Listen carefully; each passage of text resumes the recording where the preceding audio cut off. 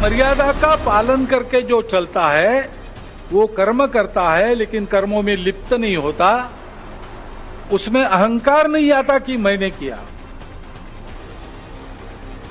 और वही सेवक कहलाने का अधिकारी रहता है।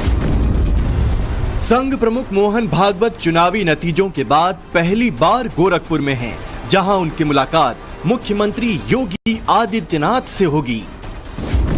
आरएसएस और बीजेपी में तालमेल कैसे बनाए रखा जाए, इस मीटिंग में ये डिस्कस हो सकता है।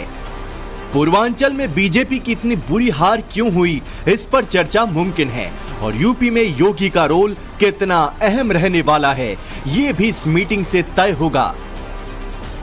वैसे आरएसएस के सरसंघचालक मोहन भागवत जब भी गोरखपुर में होते हैं, योगी आदित्यनाथ उनसे जरूर मुलाकात करते हैं, लेकिन इस बार ये बेहद खास है।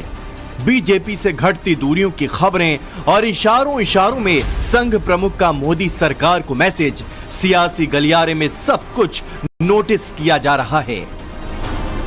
टेक्नोलॉजी का सहारा करके असत्य बातें परोसी गई, नितांत असत्य। क्या शास्त्र का, विज्ञान का, विद्या का ये उपयोग है? लेकिन आधुनिक विद्या, टेक्नोलॉजी का उपयोग असत्य परोसने के लिए किया गया। ऐसे से देश कैसे चलेगा भाई? आखिर सबको देश ही चलाना है ना। ऐसा जब चलना है तो चुनाव लड़ने में भी एक मर्यादा होती है, उस मर्यादा का पालन नहीं हुआ। मोहन भागवत और योगी आदित्यनाथ की केमिस्ट्री तस्वीरों के जरिए बहुत कम बाहर आती है, मगर माना जाता है कि योगी को टोन सेट कराने में संघ की बड़ी भूमिका रही है। 2017 में बीजेपी की बम्पर जीत के बाद योगी को सीएम बनाने में भूमिका संघ की मानी जाती है। 2019 के लोकसभा चुनाव में संघ की सलाह पर ही योगी के कंधों पर पूरी जिम्मेदारी सौंपी थी, और फिर 2022 में भी आरएसएस ने ही योगी के लिए यूपी चुनाव का एजेंडा सेट किया था। मगर 2024 के चुनाव में संघ ने वैसी सक्रियता नहीं दिखाई जिसकी जरूरत थी। हालांकि योगी आदित्यनाथ पूरी तरह से टच में रहे, और अब चुनावी नतीजों के बाद योगी मोहन भागवत से मुलाकात कर मैसेज देना चाहते हैं, जो हुआ सो बीत गया, अब नई राह बनानी है। बीजेपी के राष्ट्रीय अध्यक्ष नड्डा ने ये कहा कि मतलब ये परसेप्शन, ये नैरेटिव सेट किया गया कि संघ की जरूरत नहीं है। वो कहना क्या चाहते थे, निकल के क्या आया। मतलब इसके पहले जो चीज बीजेपी करती थी, या बीजेपी के ऊपर जो आरोप लगाया था कि भाई कांग्रेस कह रही है फला चीज, लेकिन उसे तोड़ मरोड़ कर बीजेपी ने ऐसे पेश किया, तो इस बार बाजी मार ले गई विपक्ष। यूपी में बीजेपी के 25 से ज्यादा कैंडिडेट ऐसे थे जिन्हें लेकर बीजेपी के लोगों में ही नाराजगी थी, और संघ का काडर भी ठीक नहीं मानता था। इसमें आजमगढ़, वाराणसी और मिर्जापुर मंडल की 12 सीटें भी आती हैं। पूर्वांचल के सियासी बिसात पर बीजेपी पूरे तरीके से फिसड्डी साबित हुई। बीजेपी साल 2019 के लोकसभा चुनाव के अपने प्रदर्शन को भी नहीं दोहरा पाई। आलम यह रहा कि पूर्वांचल के वाराणसी, मिर्जापुर और आजमगढ़ मंडल की 12 सीटों में से सिर्फ 3 सीटों पर ही बीजेपी का कमल खिला, और इनमें से वाराणसी के अलावा मिर्जापुर और भदोही की सीट थी। सबसे बड़ी बात यह है कि ये पूरा इलाका प्रधानमंत्री नरेंद्र मोदी के प्रभाव वाला माना जाता है। आजमगढ़ मंडल की लालगंज सीट 2019 में बीजेपी हारी थी। इस चुनाव में भी यहां हार मिली। आजमगढ़ सीट को बीजेपी पिछले चुनाव में जीत नहीं पाई, और इस बार भी रिजल्ट वही रहा। घोसी में पिछली बार की तरह ही बीजेपी कमल नहीं खिला पाई। 2019 में जिस बलिया को बीजेपी ने जीता था, वो सीट इस बार समाजवादी पार्टी के खाते में पहुंच गई। यानी आजमगढ़ मंडल की 4 सीटों पर बीजेपी का सुपड़ा साफ। वाराणसी मंडल में बीजेपी सिर्फ वाराणसी की सीट जीत पाई, वो भी पीएम मोदी की वजह से, वरना मछली शहर और चंदौली को भी गंवा दिया।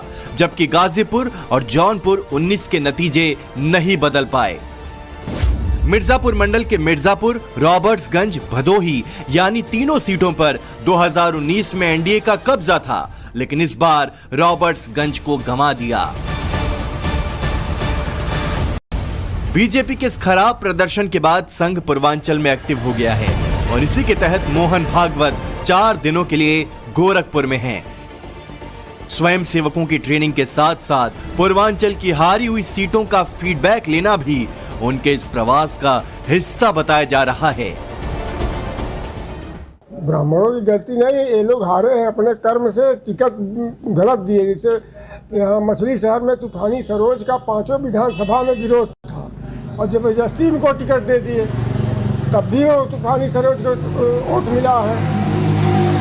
महेंद्र पांडे भी जो है तो नहीं टिकट देना चाहिए था, वहाँ सुशील सिंह को देना चाहिए था। कुछ तो भारतीय जनता पार्टी के जो कार्यकर्ता थे उदासीन भी थे, उनके दिमाग में ये था कि ये बस मोदी जी के द्वारा हम लोग जीत रहे हैं, तो ये बहुत दिन तक नहीं चलेगा। आरक्षण और संविधान बदलने को लेकर के उन लोगों के दिमाग में घुस गया कि जो है बाबा भीमराव अम्बेडकर का संविधान बदल देंगे, आरक्षण खत्म कर देंगे। ये बात उनके कार्यकर्ता जो है जन जन में पहुंचा दिए। भाजपा के कार्यकर्ता इस चीज़ को जन जन तक मोदी जी के बातों को नहीं पहुंचा सका। चुनावी नतीजों के बाद यूपी में एक नैरेटिव बहुत तेजी से फैलाया जा रहा है। वो ये है कि 10% ब्राह्मणों का बड़ा हिस्सा साइलेंट होकर बीजेपी के खिलाफ चला गया।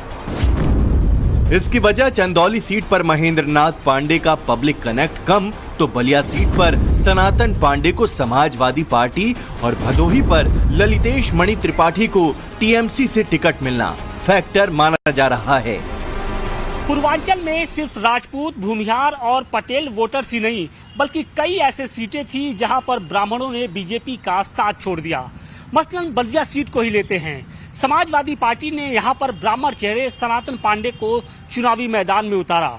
सनातन पांडे ने सभी मिथक और जातिगत समीकरण को देखते ही देखते तोड़ दिया और यहां के कद्दावर नेता यानी चंद्रशेखर के पुत्र नीरज शेखर को चुनावी मैदान में करारी शिकस्त दी। जानकार ये बता रहे हैं कि सनातन पांडे को बलिया के ब्राह्मणों ने खुलकर वोट दिया और देखते ही देखते पूरी बाजी पलट गई। बलिया में ब्राह्मण करीब 15% के आसपास हैं। ये अब तक बीजेपी के कोर वोटर माने जाते थे, मगर इस बार क्या सनातन पांडे की तरफ झुक गए, इसे लेकर कई सवाल है। बलिया की राजनीति में बात करेंगे तो सनातन पांडे जी को इस बार के चुनाव में ब्राह्मणों ने ग्रामीण क्षेत्रों में लगभग 70% और शहरी क्षेत्रों में 50% तक मतदान किया है, जहां तक मेरा अनुमान है। और जब भी ब्राह्मण जिसके साथ रहा है, जिसके साथ गया है, निश्चित तौर पे वो चुनाव जीता है। मौका अभी भी उनके पास है, सरकार उन्हीं की चल रही है, प्रदेश में भी है और देश में भी है। मौका है, देश के लिए कुछ करे, ब्राह्मण उनके साथ खड़े भी हो सकते हैं। ये फैक्ट है कि बीजेपी के हिस्से वाली 33 सीटों में सबसे ज्यादा 8 ब्राह्मण ही सांसद बने हैं। 2019 के चुनाव में करीब 75% ब्राह्मण वर्ग ने बीजेपी को वोट दिया था, बाकी 25% वोट दूसरी पार्टियों में बंटा था। लेकिन इससे भी इनकार नहीं किया जा सकता, जीतने वालों के मुकाबले बीजेपी के हारे हुए ब्राह्मण कैंडिडेट की संख्या ज्यादा है। महेंद्र पांडे को वीरेंद्र सिंह, जो समाजवादी पार्टी के प्रत्याशी थे और गठबंधन के नेता के तौर पे चुनाव लड़े थे, उन्होंने लगभग 25,000 वोटों से हरा दिया। कहा यह जा रहा है कि चंदौली लोकसभा सीट में न सिर्फ राजपूत और पटेल वोटर्स ही महेंद्र पांडे से नाराज थे, बल्कि जो ब्राह्मण थे वो भी बीजेपी के पक्ष में नहीं थे। लिहाजा महेंद्र पांडे की करारी हार हुई। ब्राह्मण ही नहीं, संपूर्ण समाज डॉक्टर महेंद्र पांडे जी के साथ था।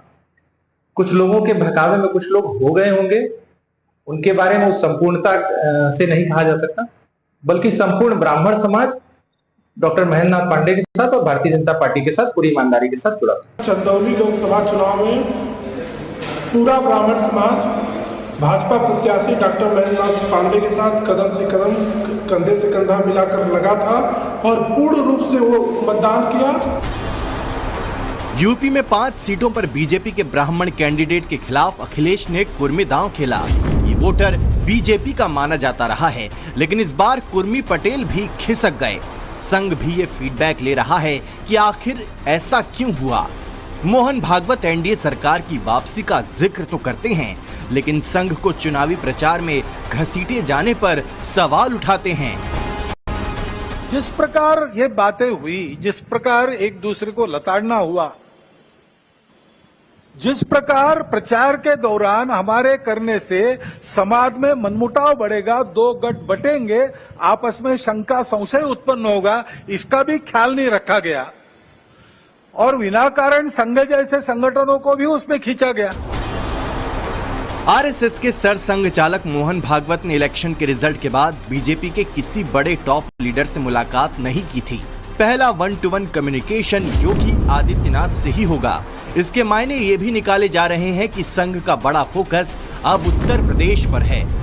सामने 2027 का चुनाव है और देश के सबसे बड़े सूबे में बीजेपी की डाउन हो रही सीटें चिंता का विषय है। योगी खुद चुनावी सिलेबस को पढ़ रहे हैं। तमाम समीकरण और तालमेल उनके जहन में है। जैसा कि कुछ लोग कहते हैं कि हिंदू खतरे में, देश खतरे में नहीं, संविधान खतरे में था, इसलिए इस युगल और युवा जोड़ी को आज के युवाओं ने स्वीकार किया। इस बार सपा और कांग्रेस गठबंधन के साथ दलितों का जो भी फैक्टर है, जितने भी SC ST रहे हों मतदान करने वाले, वो पूरी तरह से इनका साथ दिया, समर्थन दिया, इस उम्मीद से कि आने वाले कार्यकाल में एक अच्छा उनके लिए भविष्य हो। यूपी का रिजल्ट बीजेपी के लिए सेटबैक की तरह है, मगर योगी आदित्यनाथ के लिए मौका, और ये मौका 2027 के चुनाव में आने वाला है। इन्हें इस नैरेटिव को तोड़ना है कि संघ का काडर बीजेपी से नाराज है। साथ ही ब्राह्मण वोटरों का इक्वेशन भी उनके दिमाग में घूम रहा है। पूर्वांचल के भदोही लोकसभा सीट पर भी ब्राह्मणों ने बीजेपी का साथ नहीं दिया। ये बात इसलिए उठी है क्योंकि लोकसभा चुनाव के दौरान जो नतीजे सामने आए हैं उससे यही जाहिर होता है। दरअसल भदोही से गठबंधन प्रत्याशी के तौर पे ललितेशपति त्रिपाठी चुनावी मैदान में थे, जो तृणमूल कांग्रेस के नेता भी हैं। उनका सामना बीजेपी के डॉक्टर विनोद बिंद से था। चुनावी मैदान में ललितेश ने विनोद बिंद को कड़ी टक्कर दी। हालांकि हार वो जरूर गए, लेकिन कहा यह जा रहा है कि भदोही के ब्राह्मणों ने खुलकर बीजेपी के खिलाफ वोट दिया और कहीं न कहीं ललितेशपति त्रिपाठी को मजबूत किया। बीजेपी ने 60 से ज्यादा सदस्यों की एक टास्क फोर्स का गठन किया है, जो हर विधानसभा में हार की वजहों की तलाश करेगी। कयास है कि इस दौरान संघ से तालमेल बढ़ाने पर भी फोकस रहेगा। For more of such videos, do like, share and subscribe to ET Now Swadesh.